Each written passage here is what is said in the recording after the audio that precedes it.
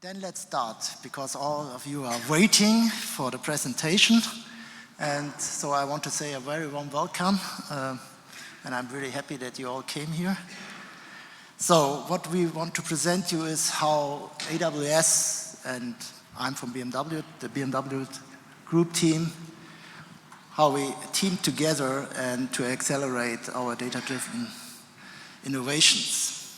So I'm together today with Julian from AWS and also with Patrick and with Mark from BMW. And I think you can read by your own who has what title. So let's get into the context. So what we want to show you today is a quick overview about the BMW Group IT so that you know a little bit how this is set up.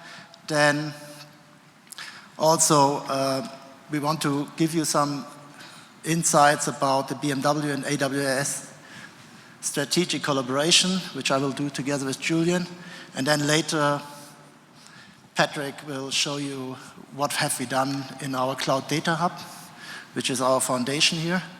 And also then Mark shows what kind of use cases we have built up with our AI platform in combination with the Cloud Data Hub. So, I think you all know what is BMW. We have 4 brands, as you can see here. We have around 150,000 employees, and last year we sold around 2.3 million cars.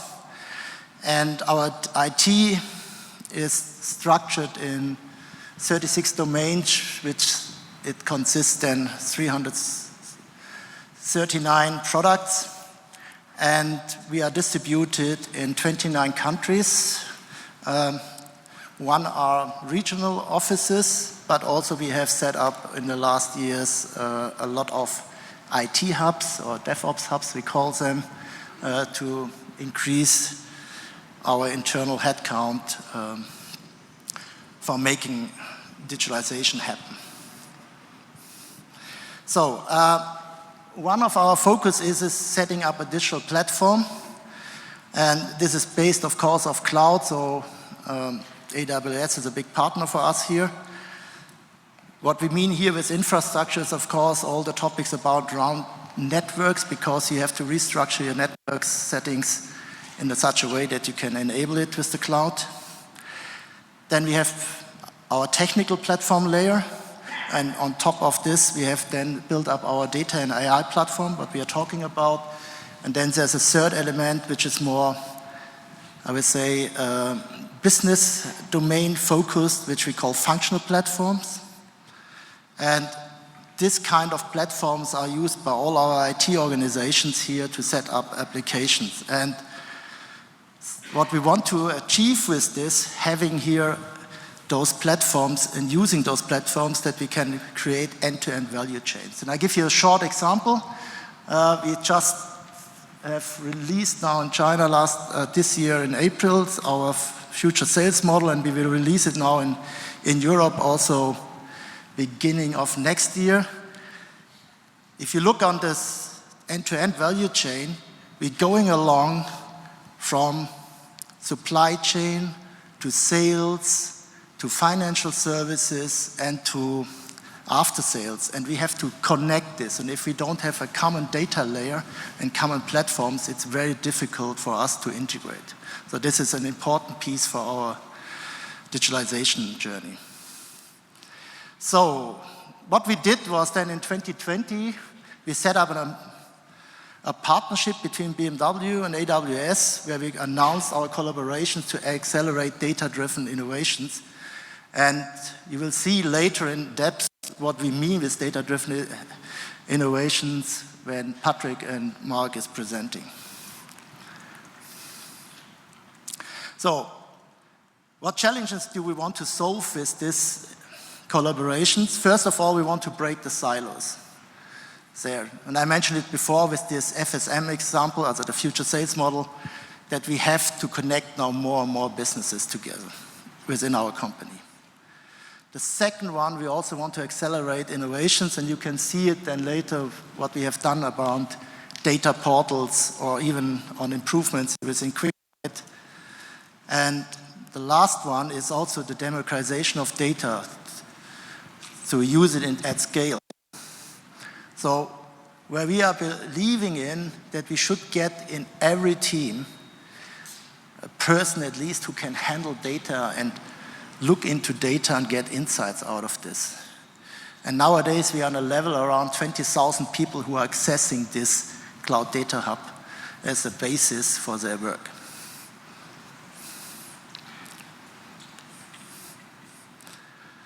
So, what is our collaboration? And I invite now Julian to continue here.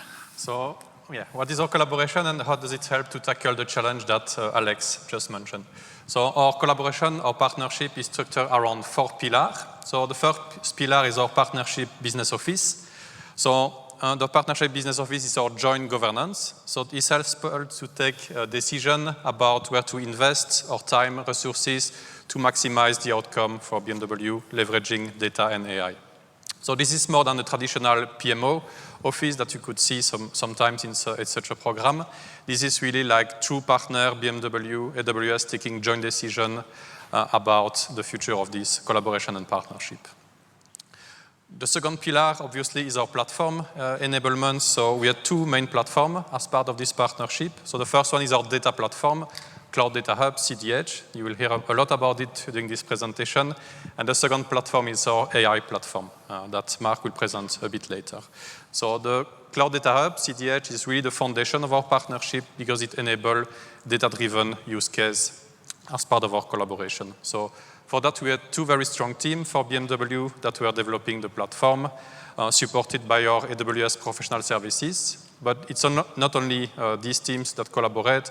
We also had directly the service team, for example, SageMaker, S3, Glue, Lake Formation, that were directly involved into the platform foundation, making sure that we prioritize features that BMW will leverage later on. Well, and as he mentioned already, that we have to team up here. And one of the success factors of our collaboration was definitely that we have joint use case teams.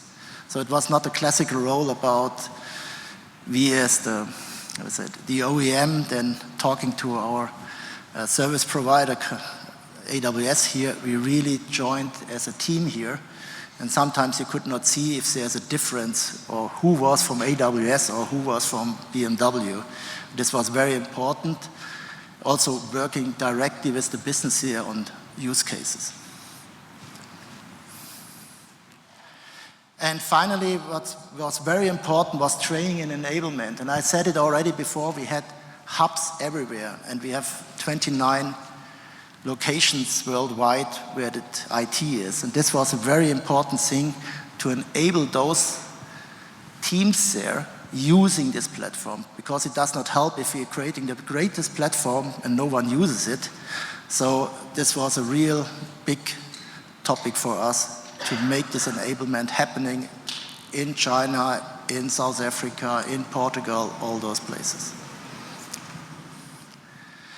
So key success factors was also that we have a top management sponsorship from both companies. And of course, acting here as one team.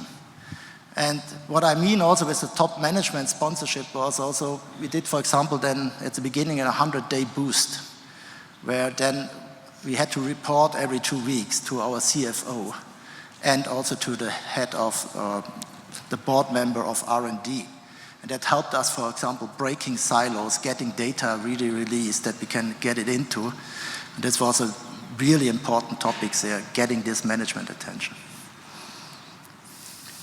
And another success factor is that we truly work backward from the business requirements. So we had this list of the top 20 most important use cases that BMW wanted to tackle leveraging data. And obviously, we also had to measure the success. So this is where our partnership business office was very important. So we were challenged every day. Are you providing the right value? Is it the right metric that you are providing? Is the business case up to date? So we challenge ourselves, both companies, and learn from each other as part of it. And the last success factor we also wanted to share with everyone here, and this one is a bit special because it came later during our partnership. from a question that we had from the BMW board, asking us, okay, now you guys have developed 20, 30 use cases, but how can we scale that to 100 or even 1,000 of use cases that the business needs? And this is where the concept of a flywheel come. So maybe I'll just ask a question to the crowd here. So does anybody know the flywheel from Amazon.com? Are you familiar with that? Can you raise the hand? I see at least a few. So I'll explain very quickly.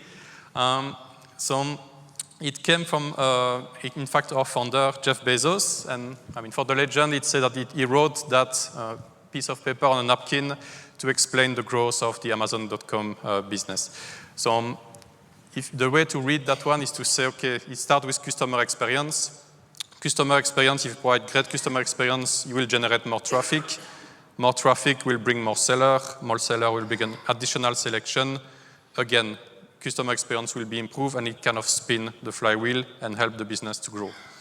While the business is growing, you will also lower your cost structure.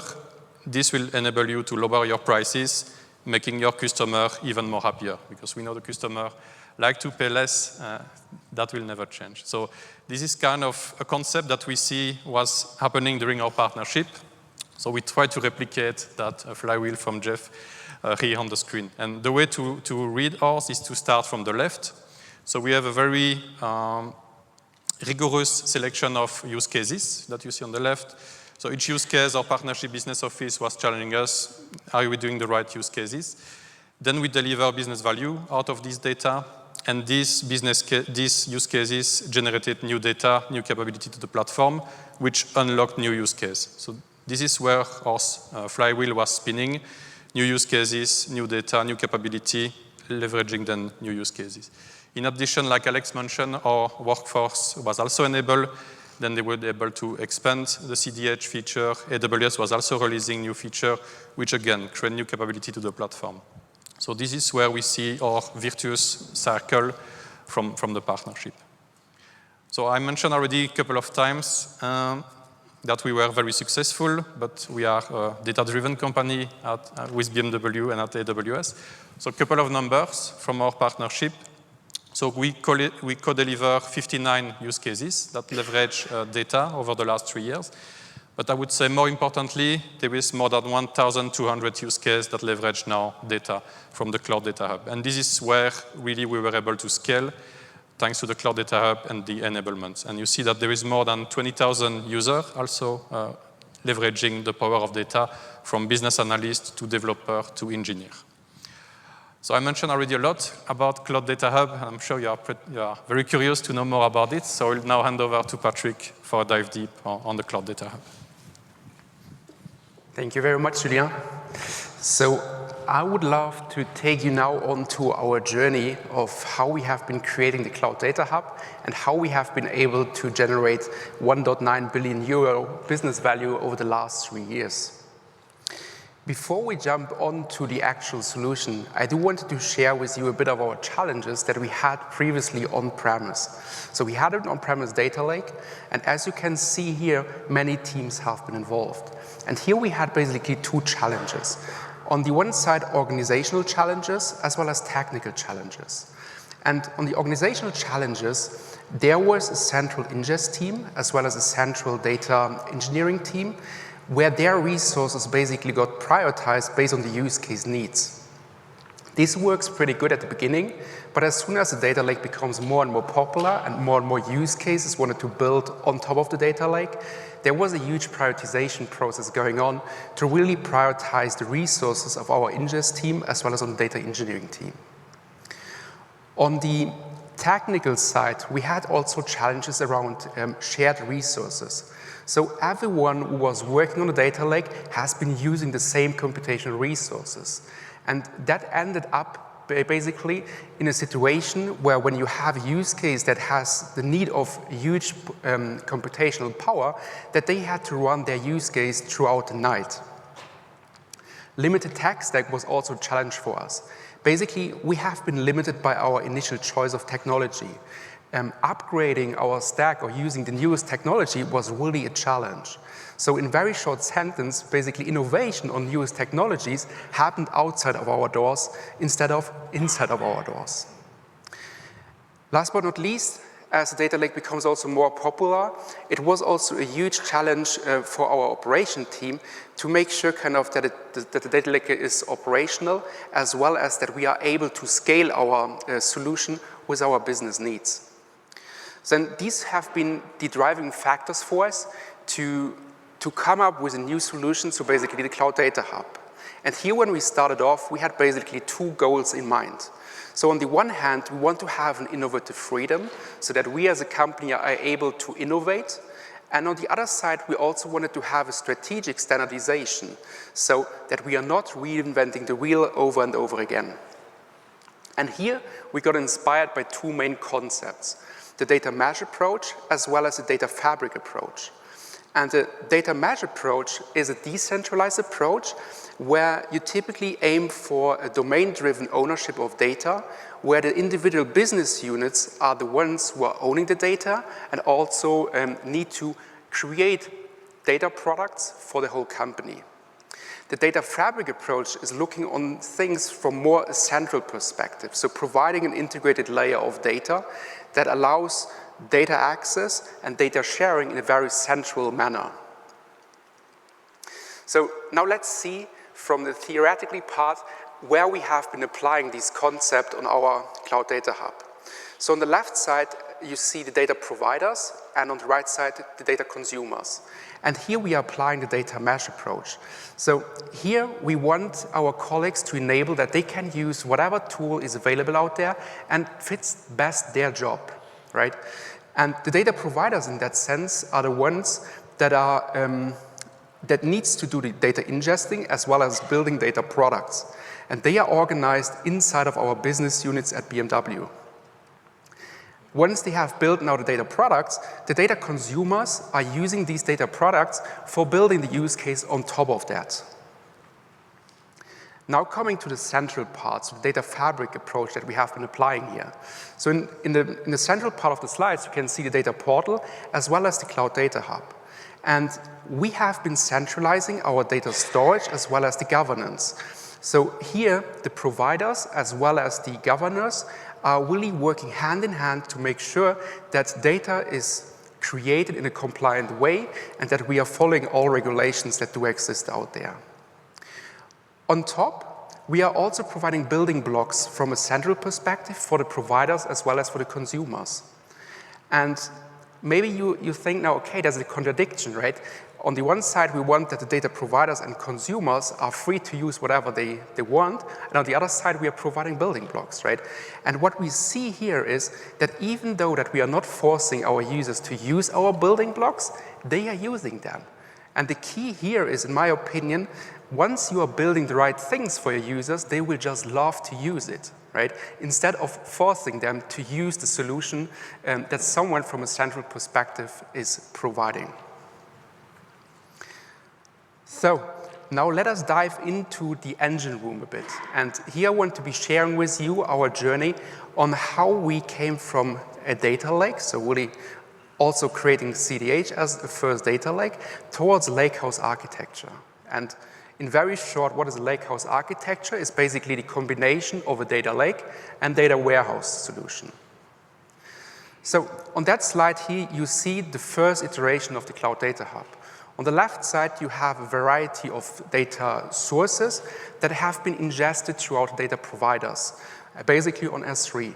And here we have been using Apache Parquet as the main storage format for all the data that is more on a structured. And in the Glue catalog, here the technical meta informations are represented for the data that are residing on S3. On the right side, you see then a variety of use cases that are spinning from analysis towards machine learning and reporting that are using the data on S3, either directly or via Athena. That works pretty good at the beginning, but at some point in time, we realized that there are more use cases that wants to have more data warehouse-like approach. And here, we have now decided to change our storage format to Apache Iceberg. And Apache Iceberg is basically offering you the data warehouse capabilities, like it would be a data warehouse, but on S3. So you have the advantage of the scalability that S3 is offering you, but at the same time also being super cost efficient.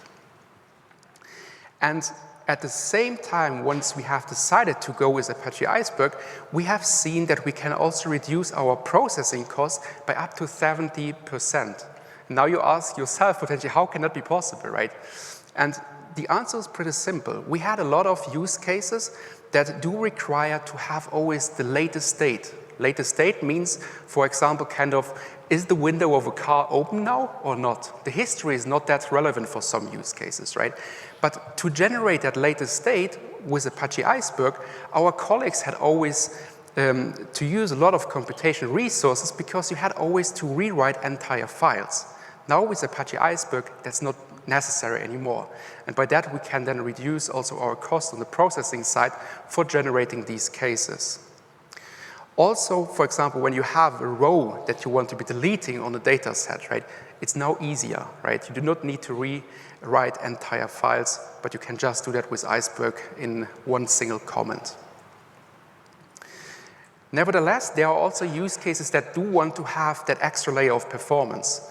And here we have been introducing native data warehouse capabilities so that use cases that want to access data very fast, they can do that. But super important here is we do not want that data gets copied from A to B, but that data should be remaining on S3 as a native storage. And here the data warehouse solution is retrieving these data from S3 and data remains there as well. The big advantage is here that all the use cases that you can see on the right side can decide either to use the data on S3 directly or via Athena or using the data warehouse solution for that acceleration of querying the data. So now coming back from the engine room towards the data portal, and the data portal is the one-stop shop at BMW where everyone can log in and see all data and work with data. And here we have decided that we want to enable that whole end-to-end user journey within the data portal. And the typical user journey starts off with the discovery phase. So you want to find data, but you also want to explore data. So you really want to see how is the structure of data, right? And here we are offering the ability, if compliance allows so, that even without access, you can already get a preview to the actual data to decide, is that data set the right one that you want to be requesting access to? What we are also providing here are capabilities to understand the data, so data lineage, so that you have an understanding of how data got prepared until it ended up in a data product.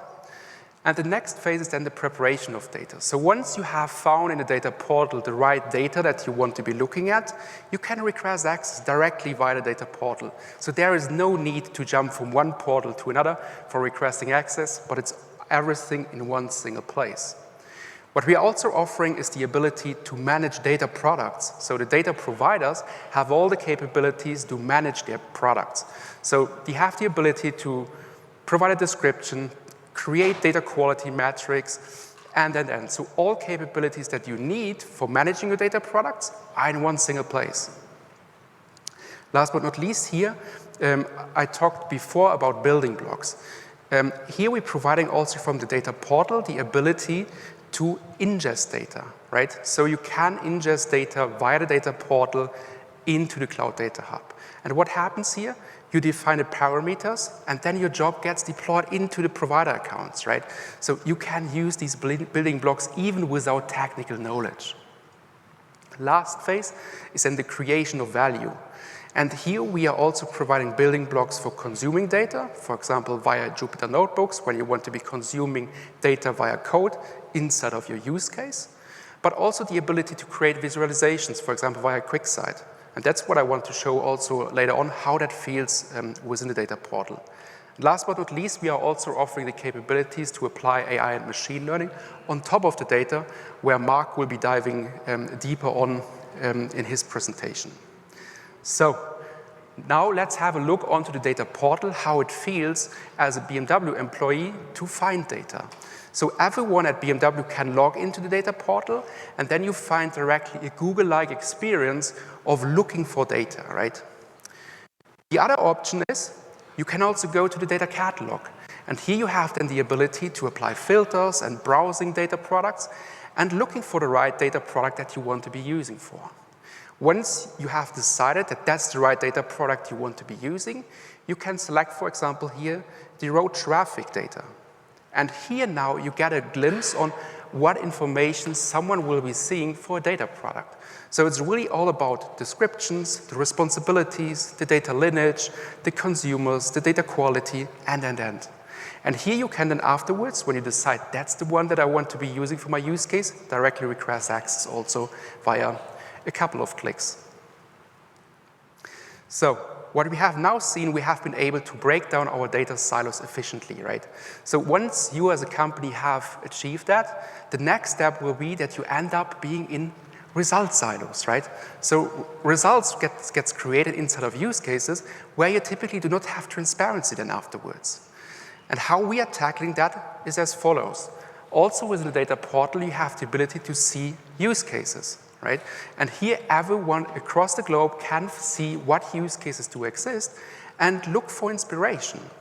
For example, we are jumping now into one use case that is creating a result in visualized form, right? And here we are offering the ability that once the use case owner decides to share his dashboard, that anyone in BMW can see the results from that. And that's super huge, right? Because now you can get inspired by results that others are creating, and you can use these results in your processes or make decisions out of that without reinventing the wheel over and over again. And that's how it looks like when you click on one of these dashboards. You will see then directly the results here, right? And that's super great. That's really the next step where we are breaking down the result silos. So now you want also to see some facts and figures, right? Kind of to see what's behind the scenes, right? And here are a couple of metrics and KPIs that we have been collecting. So what we see is about 30% of data reuse across divisions, so business divisions, and that really demonstrated how we have been breaking down these silos and how business divisions are collaborating to use data from different business units to create insights. At the same time, we have also been able to generate 1.9 billion business value in the last 3 years. And like Alex also said, we have around 20,000 users who are actively using the Cloud Data Hub. In the middle part, you see a bit of more technical KPIs.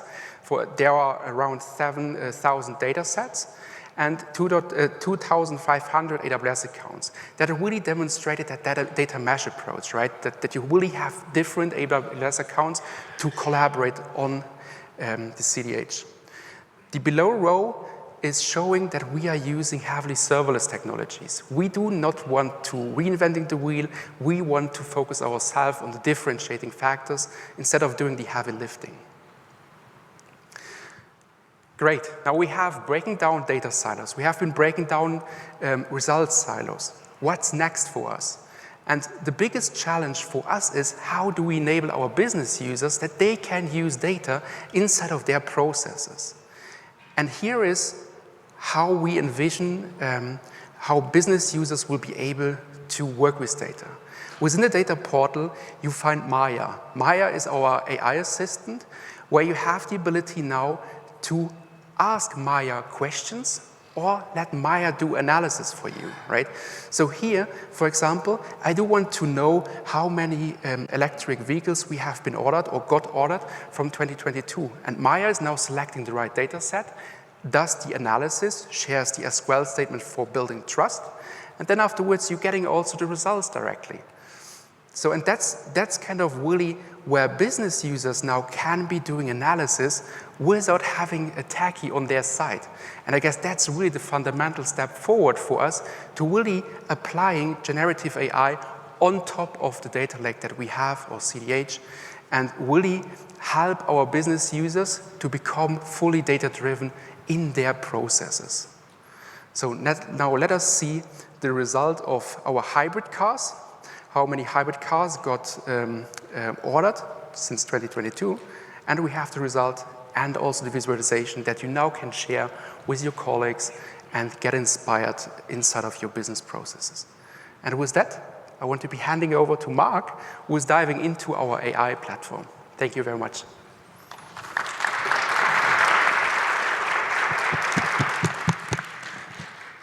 Thank you, Patrick.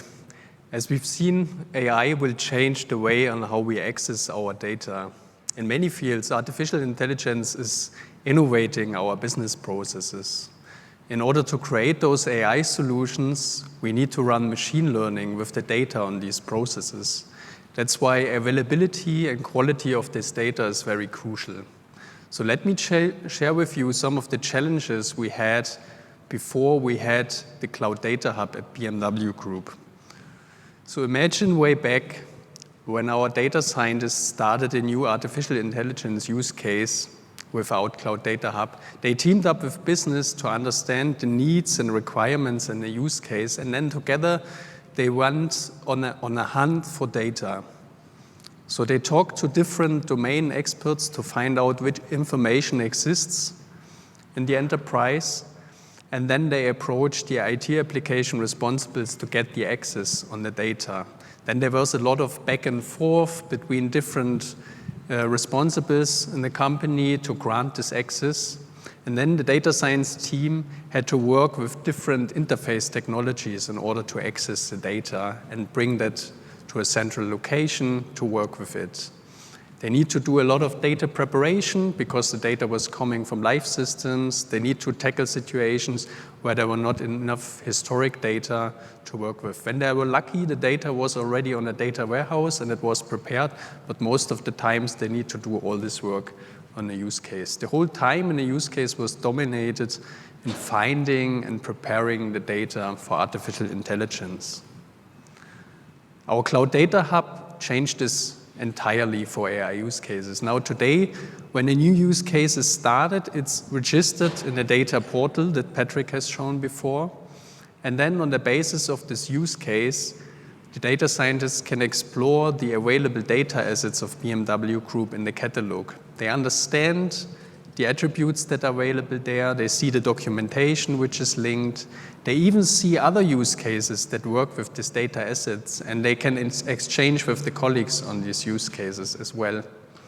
They can request access in a central location on the data assets, and there's a process across the organization on how to grant this access. For getting the data, for machine learning, there's a unified way on accessing the data, so no need to work with different interfacing technologies.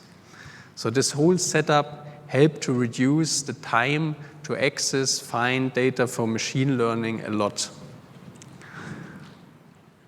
So let me illustrate how this worked on a specific use case. I brought a use case from the early days of our collaboration with AWS. This use case contributes to the availability of our products for our customers. Because we at BMW, we offer the power of choice to our customers. And a strong element of this power of choice is to build your own BMW. For every vehicle model that we are offering, there's a variety of vehicle options that you could add to your vehicle. And by doing so, you can customize the vehicle that you're driving. For example, for our BMW i5, you could add the rear and front heated seats. You could add the iconic glow kidney grille, for example. Let me see hands. So who of you already went to the online configurator and tried to configure their own BMW or actually bought one? So yeah, a couple of hands, yeah.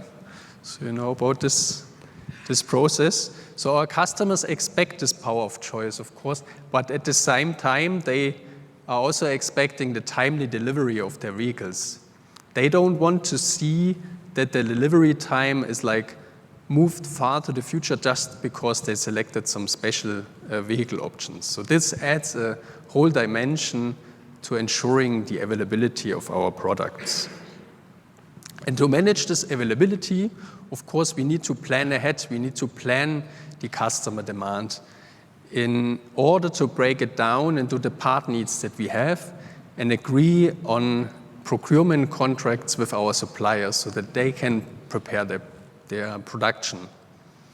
And we need to do this before even the start of production of a new vehicle model. We need to be able to derive the demand and agree with the supply chain volume. So how did we do this in the past?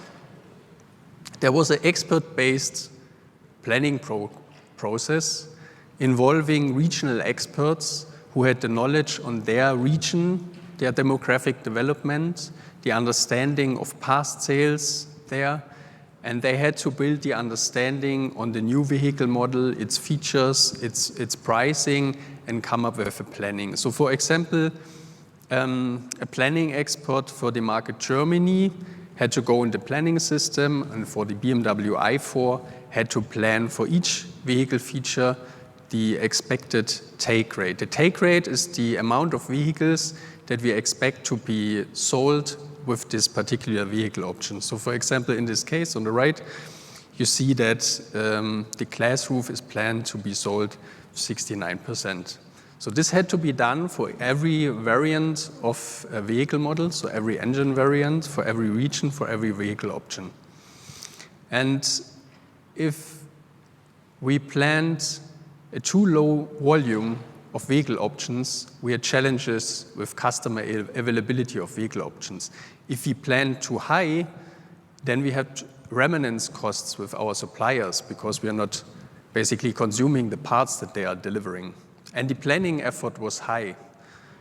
We wanted to innovate and have an automatic forecasting solution for this process. And this is where we started an AI use case, and the data scientists teamed up with business. And they went to Cloud Data Hub and already found a lot of data assets that were relevant. For example, all the historic sales on vehicle options and vehicle models, which they could use. Information on vehicle models and vehicle options. Other information had to be added, and there were processes in place to add those data assets to Cloud Data Hub. And after an intense exploration phase, they could find an artificial intelligence model that worked, that could predict for new vehicle models based on the experience with old vehicle models, the customer demand. And we could verify that, of course, because we were using data from the very past to predict the outcome in the recent past and validate the model. Then we teamed up with AWS professional services to industrialize the solution and integrate it in a business process. And the solution consisted of a pipeline to create the artificial intelligence model by importing the data from Cloud Data Hub, preparing it, and executing the machine learning part to create a boosted tree model that is able to predict the take rate. This model was then integrated into the planning system so that the regional expert would see the forecasted take rate per vehicle option. We call this the semi-automated planning with human in a loop, and this approach for AI helps to build trust when you move from a manual process to an automated one, so that you put the human in the middle and see the input from the AI and has the ability to override, has the ability to understand how the model came to this value. This whole setup, we have it in place now for a couple of years already, was applied already to the launch of multiple vehicle models successfully. It helped to improve the availability of our vehicle options and reduce the remnants costs. And solutions like this made our business excited, of course. They see the potential with AI, and they wanted to have more in their processes. But we asked ourselves, looking at the work we spent in those use cases, how can we improve? How can we further scale? Because the effort for the industrialization still was quite high.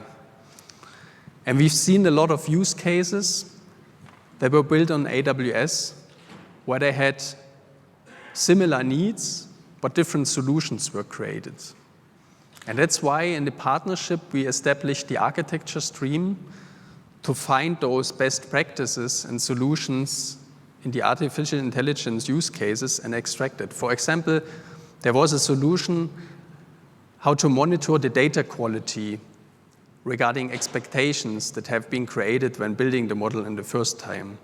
Those best practices were extracted and generalized for reusability. And this was the starting stone to create our MLOps platform, So whereas Cloud Data Hub provides the access to data assets across BMW Group and a way on to consume those, the MLOps platform provides an approach to manage the full life cycle of BMW Group's AI solutions. And this is very important to have a best practice, to have safe AI and be able to reproduce the model training, because when operating an AI solution, you need to be able to react and update on new data. So that's why our solution consists of 3 parts. First part is about preparing the data. So it has capabilities to import the data from Cloud Data Hub and work with small and big data as well, combine different data assets, aggregate them, and prepare them for machine learning. Second part is about model training. Solution is flexible to support different machine learning frameworks and integrate the best practices to validate the AI model that has been produced, integrate mechanisms so that business can approve new model versions, and version the data and models as well in order to reproduce them later. And in the third part, the MLOps solution provides capabilities to be able to deploy a new AI model version or to roll back to an old one and monitor it. There are different mechanisms in there to integrate AI with business processes and a mechanism to monitor the AI in place in order to update it. When we started with the MLOps approach, we basically looked for a way to replicate good solutions to new use cases. And that's why we came up with a reusable template and shared infrastructure modules that were scaled to new use cases. With this, we could scale and ramp up new use cases fastly, but the use cases still need to take care for their infrastructure in the cloud.